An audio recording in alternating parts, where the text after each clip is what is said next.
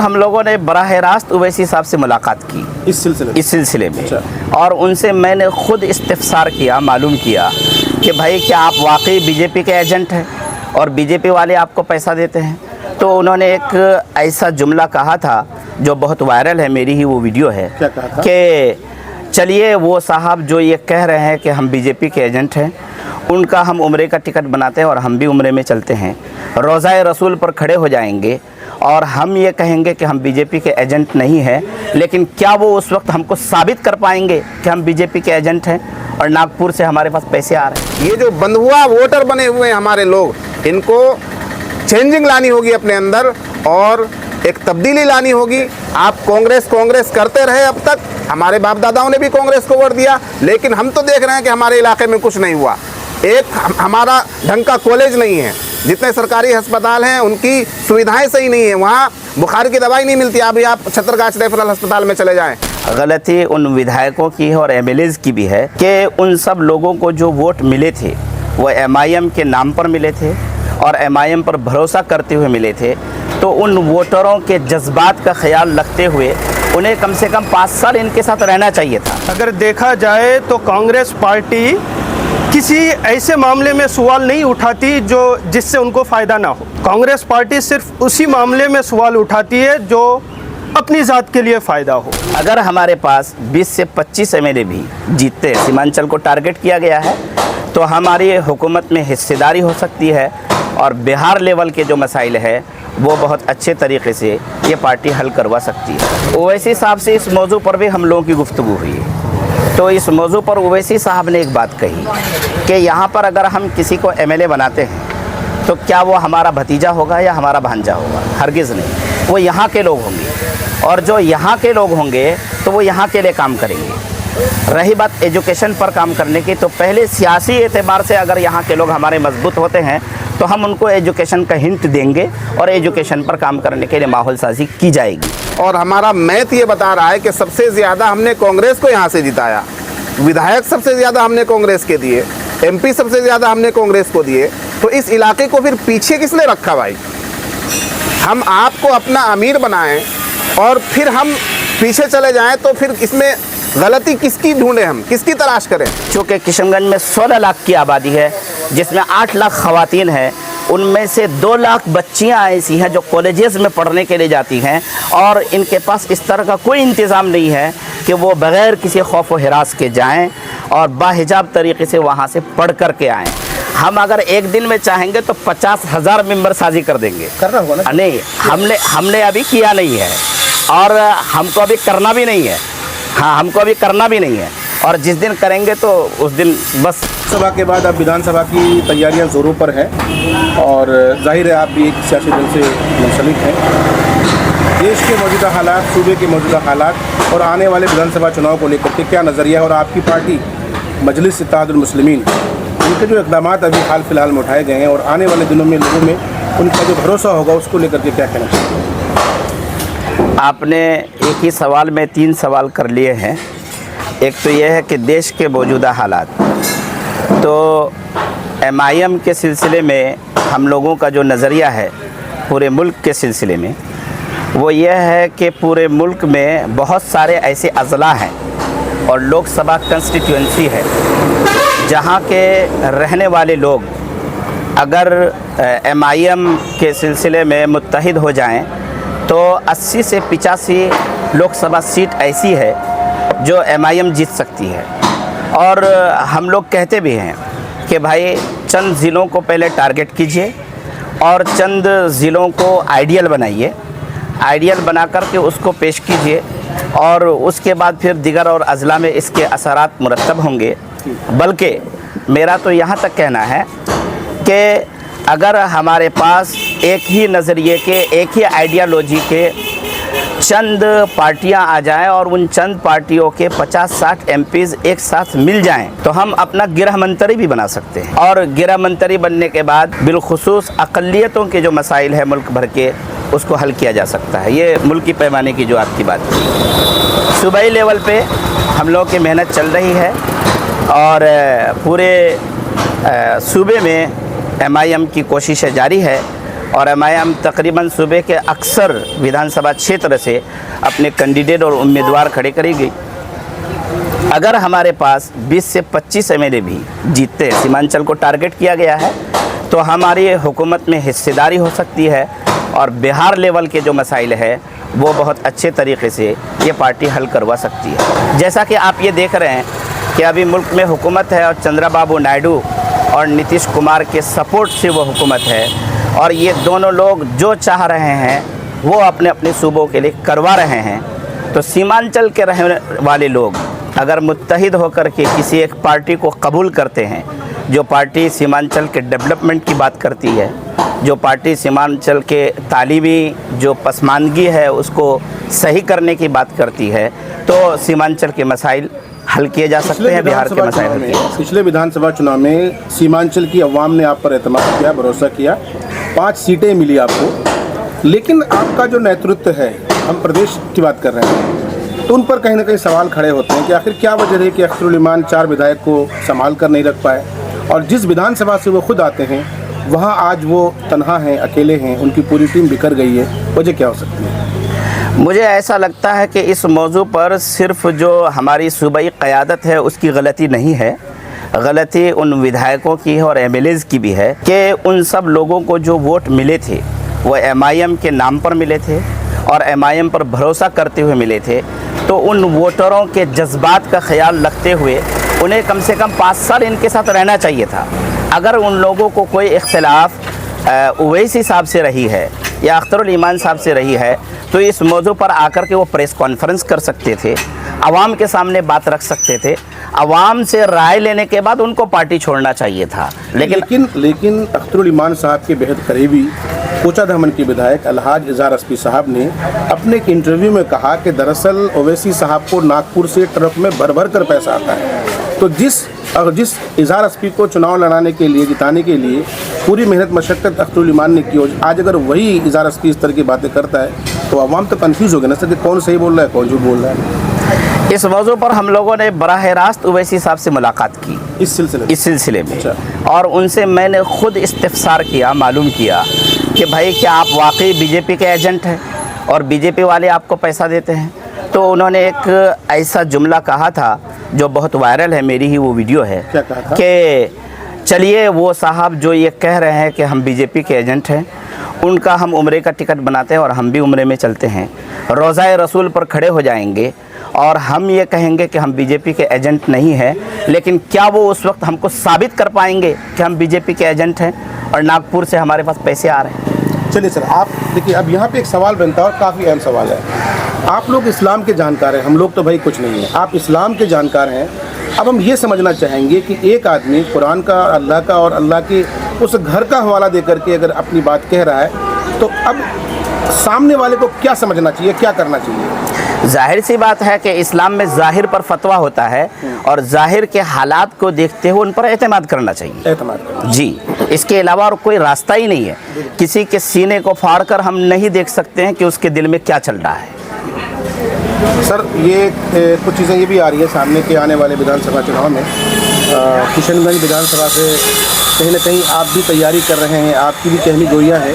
समझना चाहेंगे क्या वाकई में चुनाव लड़ रहे हैं तो किस नहज पर तैयारी चल रही है आपकी, और क्या वो कौन से इश्यूज़ होंगे, वो कौन सा मैनिफेस्टो होगा आपका जिस पर काम करेंगे? देखिए, हमारा 2 बुनियादी इशू है। एक तो ये कि हुकूमत में हमें हिस्सेदारी चाहिए और सूबाई लेवल के मुसलमानों के जो भी मसाइल हैं हम पार्टी लेवल पर खड़े हो। समझा नहीं, बताइए। अगर हमारे पास 10-5 भी एमएलए हो जाते हैं और इस तरह का सिचुएशन बनता है कि हुकूमत हमारे बगैर नहीं बन सकती है, तो हमारी हिस्सेदारी होगी हुकूमत में, जैसा कि हुआ करती है। और उस वक्त हम चुन कर जो अक़लियतों के मसाइल है उसको हम हल करेंगे। एक तो हमारा इरादा ये है। इलाकाई पैमाने पर देखिए, ज़मीन के मोटेशन का मसला है, बिजली विभाग की जो मनमानी है, तालीमी तौर पर जो स्कूलों के हालात है और हेल्थ सेक्टर में जो यहाँ पर मनमानी है, ये सब को हल करने की इंतहाई ज़रूरत है और इसको यहाँ का एमएलए और एमपी ही हल कर सकता है। लेकिन अफसोस मैं क्या बताऊं कि ये लोग जीतने के बाद इस मौजू पर ज़र्रा बराबर तवज्जो नहीं देते हैं, बल्कि हम जैसे लोग चल फिर कर इन मसाइल को हल कर रहे हैं। और उनके पास अगर हम लोग फ़ोन करते हैं, एमएलए के पास, एमपी के पास, तो अव्वलन वो फ़ोन रिसीव नहीं करते, और अगर रिसीव करते हैं तो वो विभाग की दिफा करते हैं, विभाग की तारीफ़ करते हैं और आवाम की परेशानियों को समझने से इनकार करते हैं। हजरत, कोई ऐसा अज़्म नहीं है आपके जहन में कि भाई हमारा जो ये इलाका है, ख़ास करके आपका ये इलाका पूरे बिहार में सबसे पसमानदा है, क्यों ना सर सैयद साहब की तरह आपका भी अज़्म हो कि यहाँ पर एक जो है APJ अब्दुल कलाम कृषि कॉलेज की तरह कोई ऐसी संस्थान बने जिसको नस्लों तक याद रखा जाए, ऐसा कोई अज़्म हुआ आपका? आपने हमारे दिल की बात छीन लिया। असल में ये हमारे अंदर का मिशन है और इस पर हम लोग पिछले 3 साल से काम कर रहे हैं, और हमारा पहला मोटिव है और पहला मकसद है कि MLA बने ना बने, लेकिन हम लोगों का ये मकसद है कि हम गर्ल्स हिजाब कॉलेज, हम उसका नाम हिजाब कॉलेज नहीं रखेंगे, लेकिन हम गर्ल्स कॉलेज किशनगंज में बनाने के लिए पुरअज़म हैं। चूँकि किशनगंज में 16 लाख की आबादी है, जिसमें 8 लाख ख़वातीन हैं, उनमें से 2 लाख बच्चियां ऐसी हैं जो कॉलेजेस में पढ़ने के लिए जाती हैं, और इनके पास इस तरह का कोई इंतज़ाम नहीं है कि वो बग़ैर किसी खौफ व हिरास के जाएं और बाहिजाब तरीक़े से वहाँ से पढ़ कर के आएँ। तो इस पर तो मुस्तकिल काम करने की ज़रूरत है। BEd college, DEd college, law college, इसके लिए हम लोगों ने मिशन बनाया, हम उस पर काम कर रहे हैं। एक और अहम सवाल है, और बहुत ही अहम सवाल है सर। आपने देखा किस तरह से पिछले दिनों, देखिए हम मसलक की बात बिल्कुल भी नहीं करते हैं, बिल्कुल भी मसलक की बात नहीं करते, लेकिन क्योंकि मसले की चीज़ है इसलिए बात करना ज़रूरी है। हमारे जो शेरशाहवादी कम्युनिटी के लोग हैं और उसके जो नेतृत्व करते हैं मौलाना ये अब्दुल मतीन सल्फ़ी साहब, उनके मोतीउर रहमान सल्फ़ी साहबजादे जी। मतीन सल्फ़ी साहब के साहबजादे मोतीउर रहमान ने इमाम बुखारी यूनिवर्सिटी की बुनियाद की। उसी तरह से अहले सुन्नत वल जमात के एक हजरत हैं, उन्होंने अभी हाल ही में एक इमाम के नाम पर इमाम अहमद रज़ा यूनिवर्सिटी की बुनियाद रखी। ये जो इलाका है सर, यहाँ जमीयत उलमा हिंद काफ़ी लंबे अरसे से फल फूल रहा है, क्या जो देवबंदी मसलक के जो हजरात हैं उनमें जज्बा पैदा नहीं होता कि एक ऐसी यूनिवर्सिटी बने जिससे तमाम लोग पढ़ें इसमें, जैसे उन लोगों ने किया, हमें भी जज्बा होना चाहिए सर? उमूमन जो असरी तालीम होती है उसमें तो मसलक व मशरब की कोई बात होती नहीं है। इमाम अहमद रज़ा के नाम पर जो यूनिवर्सिटी बन रही है, हमको उनका भी सपोर्ट करना है। मोतीउर रहमान साहब जो कोशिशें कर रहे हैं उनका भी सपोर्ट करना है। लेकिन यह है कि जो अहले देवबंद हजरात यहाँ पर हैं वो लोग फ़िक्रमंद है, और हमारी मीटिंगें चल रही है, और इस मौजू पर एक मुनज़्ज़म काम अनकरीब वजूद में आने वाला है, अनकरीब, इसका मैं वादा करता हूँ। बहुत बहुत शुक्रिया। एक सवाल पूछना चाहेंगे, जैसे कि आपने बताया कि नहीं जो आने वाले चुनाव में कॉलेज बनाएंगे, स्कूल बनाएंगे, तो इससे पहले भी बहुत सारे वादे किए जाते हैं, और वादे करने के बाद यहाँ के जनता ने सपोर्ट भी किया, एमआईएम को जिताया भी, लेकिन फिर भी कुछ नहीं हुआ। तब ये सवाल लोग पूछ रहे हैं, एमआईएम से सवाल पूछना है, तो आप इसके बारे में क्या कहना चाहिए? ओवैसी साहब से इस मौजू पर भी हम लोगों की गुफ्तगू हुई है, तो इस मौजू पर ओवैसी साहब ने एक बात कही कि यहाँ पर अगर हम किसी को MLA बनाते हैं तो क्या वो हमारा भतीजा होगा या हमारा भांजा होगा? हरगिज़ नहीं, वो यहाँ के लोग होंगे, और जो यहाँ के लोग होंगे तो वो यहाँ के लिए काम करेंगे। रही बात एजुकेशन पर काम करने की, तो पहले सियासी एतबार से अगर यहाँ के लोग हमारे मजबूत होते हैं तो हम उनको एजुकेशन का हिंट देंगे और एजुकेशन पर काम करने के लिए माहौल साजी की जाएगी। पार्टी लेवल पर यहाँ के लोग ख्वाहिशमंद हैं कि पार्टी कोई यहाँ पर इस तरह का कॉलेज बना दे, स्कूल बना दे। ये बात बार बार आ रही है। सर ये सवाल इसलिए उठ रहा है क्योंकि आपके एक विधायक हैं कोचा धमन के, हालांकि पार्टी बदल दी उन्होंने, कमिटमेंट किया गया था कि रेलवे स्टेशन बनेगा, अंजार नईमी साहब ने कमिटमेंट किया था कि डिग्री कॉलेज बनेगा। ठीक है, ये लोग दूसरी पार्टी में चले गए, लेकिन अमोर में अभी भी MIM के विधायक अख्तरुल ईमान साहब हैं, उनके यहाँ तो कोई ऐसा काम नहीं हुआ। अख्तरुल ईमान साहब पहले वहाँ के मसाइल को हल करने के सिलसिले में संजीदा हैं। वहाँ पर बाढ़ आ जाता है तो पूरा अमोर बहने के कगार पे चला जाता है। वो पुल पुलिया वगैरह पे, सड़क वगैरह पे काम कर रहे हैं। पहले लोगों को बचाना है, बचाने के बाद फिर एजुकेशन के मौजू पर भी काम करने की कोशिश इंशाल्लाह जारी की जाएगी। मैम हमेशा क़यादत की बात करती है, कभी भी अगर ज़्यादातर भाषणों में परसेंटेज वाइज अगर देखा जाए तो क़यादत की बात ज़्यादा होती है और डेवलपमेंट की बात कम होती है। आखिर ऐसा क्यों? क्योंकि हमारे सीमांचल इलाका काफ़ी ज़्यादा पिछड़ा हुआ है, यहाँ पर डेवलपमेंट की सबसे आवश्यकता है। तो डेवलपमेंट की बात छोड़कर क़यादत की बात करना, ये कहाँ तक आप लोग क्या समझते हैं? देखिए, डेवलपमेंट उसी वक्त हो सकता है जब आपके हाथ में क़यादत आएगी। कोई सरपंच या मुखिया उसी वक्त काम करेगा जब वो सरपंच या मुखिया बन जाएगा। इसलिए वो ये कहते हैं कि पहले आप हमको एमएलए बनाइए, पहले हमको एमपीस दीजिए, फिर अगर हम काम नहीं कर रहे, ये 4 बने थे ना, बनने के बाद ये इन्होंने वादा किया फिर चले गए, तो काम नहीं हो पाया। क़यादत मतलब क्या है, एमएलए बनना या फिर सरकार बनाना? सरकार में हिस्सा लेना। क़यादत का मतलब यह है कि आप हमको इतने मेजॉरिटी में जिताइए कि हम सरकार में हिस्सेदारी लें और सरकार को मजबूर करें कि वो सीमांचल के मसाइल को हल करें। तो ये बात इसलिए उठ रहा है क्योंकि जो विधायक छोड़ करके गए हैं वो लोग बता रहे हैं कि हम इसलिए छोड़े क्योंकि हमें जब एमआईएम में थे तो काम नहीं दिया जा रहा था सीमांचल में विकास करने के लिए, क्योंकि हम एमआईएम में थे। तो ऐसे में फिर क़यादत बनाने के लिए एमएलए बनाएंगे, फिर उसको काम नहीं दिया जाए तो कैसे तो काम होगा? इसलिए हमने अख्तर भाई से बार बार कहा है और ओवैसी साहब से भी कहा है कि भाई आप नज़रियाती लोगों को लाइए, वो लोग जो नज़रियाती एतबार से आपसे हम आहंग हैं और इलाके से मोहब्बत करते हैं, वो ओहदे से मोहब्बत नहीं करते हैं। जो आदमी एक नज़रिए का होगा तो वो वक्ती हालात की बुनियाद पर पार्टी छोड़ के नहीं भागेगा, वो तो फिर नज़रिए में डटा रहेगा और जब वक्त आएगा तब काम करेगा। सर, अभी हाल ही में अख्तरुल ईमान साहब का एक स्टेटमेंट आया था कि हमारे यहाँ मिनिमम क्राइटेरिया जो है 5000 मेंबर साजी का क्राइटेरिया है, जो 5000 लोगों को पार्टी में जोड़ेगा और 5000 मिनिमम क्राइटेरिया है, उससे आगे जो जाएंगे, जो सबसे अधिक लोगों को जोड़ेंगे उनको निश्चित रूप से टिकट वो दावेदारी पेश करेंगे। हालांकि अभी जो हाल ही में पटना में कार्यक्रम हुआ, उस कार्यक्रम में आपके किशनगंज से तसीर साहब नंबर 1 पर रहे हैं, फिर आपकी दावेदारी किस तरह से? असल में आप क्या कर रहे हैं आप? हमारे पास 340 उलमा का एक मुकम्मल ग्रुप है, ये सिर्फ उलमा हैं जो पोठिया ब्लॉक के हैं और वो हर मोहल्ले से हैं। उसके अलावा ग्रेजुएट की हमारे पास यूनिटें हैं, टीचर्स की यूनिटें हैं, किसानों की यूनिटें हैं। हम अगर एक दिन में चाहेंगे तो 50,000 मेंबर साजी कर देंगे। करना होगा ना? नहीं, हमने अभी किया नहीं है और हमको अभी करना भी नहीं है। हाँ, हमको अभी करना भी नहीं है और जिस दिन करेंगे तो उस दिन बस हम लोगों के ऑफिस से सिर्फ एक हुक्म जाना होगा और इंशाल्लाह काम हो जाएगा। भाई निहाल पयामी साहब, फ़िलहाल हज़रत मौलाना शमीम रियाज नदवी साहब के पास मैं बैठा हुआ हूँ, हमारे अहबाब हैं, साथी लोग हैं, तो कहीं ये ना समझा जाए कि मैं भी एमआईएम का आदमी हूँ, इसलिए एक वजाहत ज़रूरी है कि मेरा ताल्लुक़ राष्ट्रीय उलमा कौंसिल से है। राष्ट्रीय उलमा कौंसिल का मैं बिहार प्रदेश प्रभारी हूँ और इस लोकसभा में हमने एमआईएम का सपोर्ट किया अपने स्तर पर, और वो इसलिए कि हमारी पार्टी का कोई कैंडिडेट नहीं था। अभी हमारी बात चल रही है एमआईएम के आला ओहदेदारान से, अख्तरुल ईमान साहब से भी, कि हम लोग विधानसभा इलेक्शन बिहार लेवल पर मिलजुल कर लड़ें, राष्ट्रीय उलमा कौंसिल हो, मजलिस इत्तेहादुल मुस्लिमीन हो, और इस तरह उलमा कौंसिल पॉलिटिकल पार्टी? जी, पॉलिटिकल पार्टी है। तो इस तरह की पार्टियां, जैसे एसडीपीआई के बारे में भी सुनने में आया कि वो भी ज़िले में जो है उनकी यूनिट बनी है।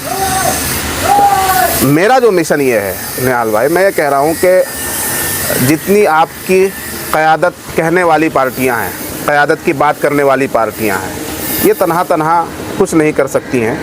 आप हजरात मिलकर अपना एक गठबंधन बनाइए, ये हमारा मिशन है। हमने पैगाम भेजा मुख्तलिफ़ पार्टियों को, हमारी पार्टी के हेड ऑफिस से एमआईएम के पास भी पैगाम गया, हमारा ख़त गया, लेकिन उसका खातिर खा जवाब नहीं आ पाया। हम इस विधानसभा इलेक्शन में चाह रहे हैं 2025 के विधानसभा इलेक्शन में कि मजलिस इत्तेहादुल मुस्लिमीन और इस तरह की जो छोटी पार्टियां हैं, वंचित समाज से जो ताल्लुक़ रखती हैं और जो पिछड़ों की आवाज़ को उठाती हैं, पिछड़ों के मुद्दों को उठाती हैं, उनके साथ इंसाफ की बात करती हैं, तो ऐसी तमाम पार्टियों को लेकर आप चुनाव लड़ें।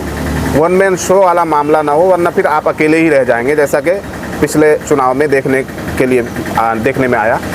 तो ये हमारी कोशिश है। मैं राष्ट्रीय उलमा कौंसिल का एक खादिम हूँ और अररिया में हमारी यूनिट बहुत मज़बूत है। वहाँ तकरीबन 150-200 हमारे फ़ाल अरकान है, एक्टिव मेंबर, और वैसे मेंबरों की तादाद तो हज़ारों की संख्या में है। तो वहाँ से हमारे कुछ दावेदार हैं। अगर हमारी बात बन जाती है तो हम लोग मिलजुल कर इलेक्शन लड़ने की कोशिश करेंगे। इलाके वालों को मैं सिर्फ इतना ही कहना चाहूँगा कि भाई, आप शुरू से जब से मुल्क आज़ाद हुआ कांग्रेस आपने किया, और सबसे ज़्यादा हमने यहाँ से कांग्रेस को जिताया, चाहे वो विधायक के तौर पर किसी को जिताकर हमने भेजा हो या एमपी के तौर पर, सबसे ज़्यादा अगर आप वो करें हिसाब लगाएं तो अब ये बताइए कि आप खुद कह रहे हैं कि सबसे पिछड़ा हुआ इलाका हमारा किशनगंज है ज़िले में, और सबसे पिछड़ा हुआ ब्लॉक हमारा पोठिया है ब्लॉक के एतबार से। तो जब हिसाब किताब और हमारा मैथ ये बता रहा है कि सबसे ज़्यादा हमने कांग्रेस को यहाँ से जिताया, विधायक सबसे ज़्यादा हमने कांग्रेस के दिए, एमपी सबसे ज़्यादा हमने कांग्रेस को दिए, तो इस इलाके को फिर पीछे किसने रखा भाई? हम आपको अपना अमीर बनाएं और फिर हम पीछे चले जाएं तो फिर इसमें गलती किसकी ढूंढें, हम किसकी तलाश करें? क्या भाजपा इसके लिए कसूरवार है? आज जो हम इतने पीछे हैं भाजपा को हम कसूरवार ठहराएं, या जो कल हफ्ता जिसको 8 दिन नहीं हुआ वो जो पार्टी यहाँ आई है उसको कसूरवार ठहराएं? हमें खुद भी अपने नज़रिए को बदलने की ज़रूरत है, अपनी थिंकिंग को चेंज करने की ज़रूरत है। ये जो बंधुआ वोटर बने हुए हैं हमारे लोग, इनको चेंजिंग लानी होगी अपने अंदर और एक तब्दीली लानी होगी। नए विकल्प के तौर पर, नए ऑप्शन के तौर पर जो पार्टियां हमारे सामने आ रही हैं, जो अच्छे लोग सियासत में आ रहे हैं, जैसे मौलाना आ रहे हैं, ऐसे लोगों को सपोर्ट करने की ज़रूरत है, ऐसे लोगों को आगे बढ़ाने की ज़रूरत है। आप कांग्रेस करते रहे, अब तक हमारे बाप दादाओं ने भी कांग्रेस को वोट दिया, लेकिन हम तो देख रहे हैं कि हमारे इलाके में कुछ नहीं हुआ। एक हमारा ढंग का कॉलेज नहीं है, जितने सरकारी अस्पताल हैं उनकी सुविधाएं सही नहीं है, वहाँ बुखार की दवाई नहीं मिलती। अभी आप छतरगाछ रेफरल अस्पताल में चले जाएं, अबेंडन है उसका जो उसकी इमारत है वो खस्ता हाल है और उस पर पोस्टर लग चुका है अबेंडन का, तो उसको बनाने का काम कौन करेगा? तो यहाँ के मुद्दों पर जो काम करने वाले लोग हों, ऐसे लोगों को आप आगे बढ़ाइए। खा वो किसी भी पार्टी से ताल्लुक़ रखते हो, ये पार्टी है वो पार्टी है, हम ये कहते हैं कि आप मजबूत लीडर का इंतखाब कीजिए, मजबूत कैंडिडेट का इंतखाब कीजिए। आप किसी के बंधुआ वोटर नहीं है। वोट हमारा ये ज़ाती हक है, वोट हमारा ऐसा अधिकार है जो हमारे मुस्तकबिल को संवार सकता है। तो नेक्स्ट ऑप्शन क्या है फिर आपके लिए? कांग्रेस में तो ऑप्शन क्या है? बहुत सारे ऑप्शन है। बीजेपी का तो कोई मसला ही नहीं है, बीजेपी को तो हमने यहाँ कभी कबूल किया ही नहीं है हमारे इलाके में लोगों ने। ऑप्शन ये है कि जो आप क्या ये समझ रहे हैं कि अगर लाल रंग ना हो तो पीला रंग हो, या तीसरा भी कोई रंग होता है, हरा भी तो रंग होता है, नीला भी तो रंग होता है। तो जो विकल्प आपके सामने हैं उन विकल्प को आप चुनिए ना भाई। जो ऑप्शन नए नए आ रहे हैं आपके सामने, आपका भी तो अपना कुछ राय तो हो सकता है ना, कि मतलब ये नहीं तो कुछ और कोई और तो होगा। मेरी राय ये है कि एज ए कैंडिडेट आप अपना लीडर चुनिए, अपना नुमाइंदा चुनिए जो आपके मसाइल पर काम कर सके, जो किसी पार्टी का गुलाम ना हो। लोग तो वही चुने, जैसे आप किशनगंज एमपी के खिलाफ जो बोले तो उनको तो लोग चुने नहीं, सोच में करके उसको वोट दिया गया। तो आप ये भी देखिए ना कि मध्य मुकाबले में जो लोग खड़े हुए थे उनको भी वोट मिला या नहीं मिला? उनको वोट मिला, उनको वोट मिला ना। तो कुछ लोग तो समझ रहे हैं ना, समझने वालों की तादाद बढ़ेगी। आपने कहा शिक्षा का स्तर हमारे यहाँ सबसे गिरा हुआ है, इंशाल्लाह शिक्षा में जागरूकता आएगी, बेदारी पैदा होगी, तालीम में लोग आगे बढ़ेंगे तो समझेंगे। लोगों में ये सवाल बहुत है कि हम एमआईएम को वोट क्यों दें।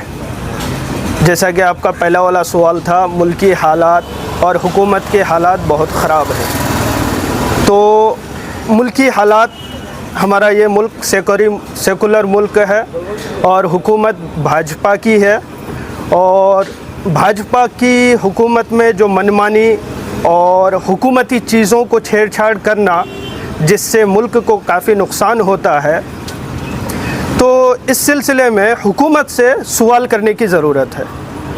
और सवाल करने के मामले में अगर हम देखें, जो अपने आप को सबसे बड़ा सेकुलर कांग्रेस पार्टी कहती है कि हम सेकुलर मुल्क हैं, अगर देखा जाए तो कांग्रेस पार्टी किसी ऐसे मामले में सवाल नहीं उठाती जिससे उनको फ़ायदा ना हो। कांग्रेस पार्टी सिर्फ उसी मामले में सवाल उठाती है जो अपनी ज़ात के लिए फ़ायदा हो। लेकिन मैंने कहा कि हम एमआईएम को क्यों सपोर्ट करें, तो एमआईएम का मेन मिशन है कि लोगों में शोर पैदा करना। एमआईएम खुद जो है सवाल करती है और लोगों को ये सिखलाती है कि आप हुकूमत से सवाल करें कि ये काम गलत हो रहा है, ये सही हो रहा है। और 2025 के विधानसभा इलेक्शन में किशनगंज हलके से हम लोग मौलाना शमीम साहब के बहुत सपोर्टर हैं और हमदर्द हैं।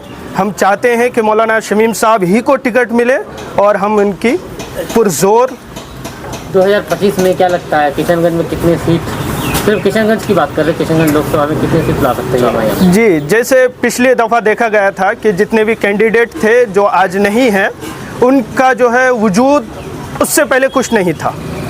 2020 में उनका वजूद नहीं था, तो उनको सिर्फ एमआईएम की वजह से मिला था। तो उम्मीद यही है कि जो 2020 में मिला था वही हमें दोबारा मिलेगा, और ये भी उम्मीद है कि इस बार कैंडिडेट बहुत अच्छे होंगे जो खुशी और गम दोनों सूरत में हमारे साथ भागेगा नहीं, दोबारा नहीं भागे। तो ये सवाल ये भी बनता है ना कि लोग पूछ रहे हैं कि 2020 के विधानसभा चुनाव में जो एमआईएम की लहर चली सीमांचल में, वो एक लहर थी क्योंकि उस वक्त एनआरसी, सीए ये सब मुद्दा था, और वो लहर 2025 में नहीं है, तो इसलिए सीमांचल में एमआईएम की भविष्य नहीं है, लोग कह रहे हैं। जी, लोग तो जो उस वक्त भी यही बात कह रहे थे और आज भी यही कह रहे हैं। लहर जो है, जो मुखालिफ होते हैं उनके पास कोई ना कोई बोलने के लिए होता है, लेकिन हमारा कहना है और हमारा जहाँ तक लोगों से मिलना जुलना होता है, उम्मीद यही है कि दोबारा लहर चलेगी इंशाअल्लाह। ठीक है सर।